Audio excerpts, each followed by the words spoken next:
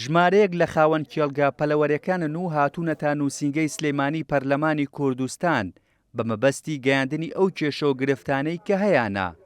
بڕوا فارس یەکێکە لەو کەسانی کە کێڵگەی پەلەوەری هەیە و دەڵێت هیچ کاتێک بەقەد ئێستا وەک خاوەن کێڵگا پەلەوەریەکان زەرمەند نەبوونە چونکە بۆ 1 کیلۆ مریشک کە بەخێوی دەکەن زیاتر لە 3000 دینار لەسەریانە، بەڵام بە 1900 دینار دەیفرۆشن.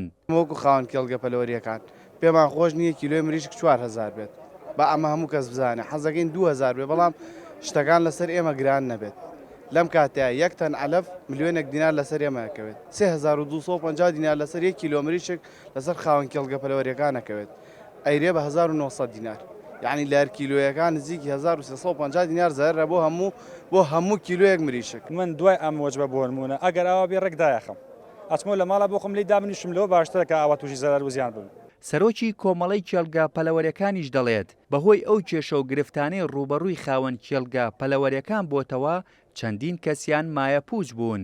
کێشەی یەکەمان مریشکی بەستووە، کێشەی دووەمان غاز و گازە، کێشەی سێمان بەڕاستی نرخی ئالیکە کە زۆر گرانە و بە بازارکردنە، یعنی حکوومەتی هەرێمی کوردستان لەم کاتەدا ئەتوانێت زۆر شتمان بۆ بکات بە حکمی ئەوەی کە مریشێک لە بازارەکانی هەرێمی کوردستاندا زۆردا بەزیوە.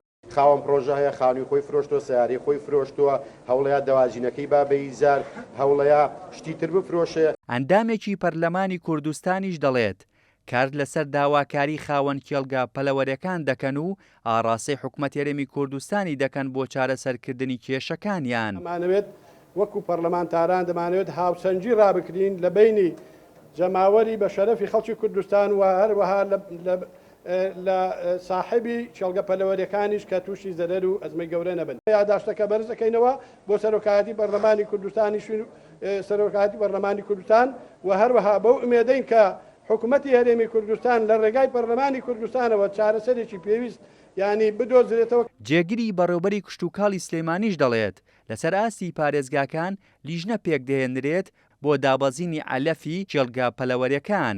چەند ڕۆژی داهاتووە ئینشاءڵڵا لەگەڵ کاگەکانی بەڵێن بەرهەمهێنانی ئالی کۆبینەوانەیە بۆی کە هەوڵێک بین کە بڵین نرخی ئالیک بۆ پرۆژە پەلەوەریەکان دابەزێنین.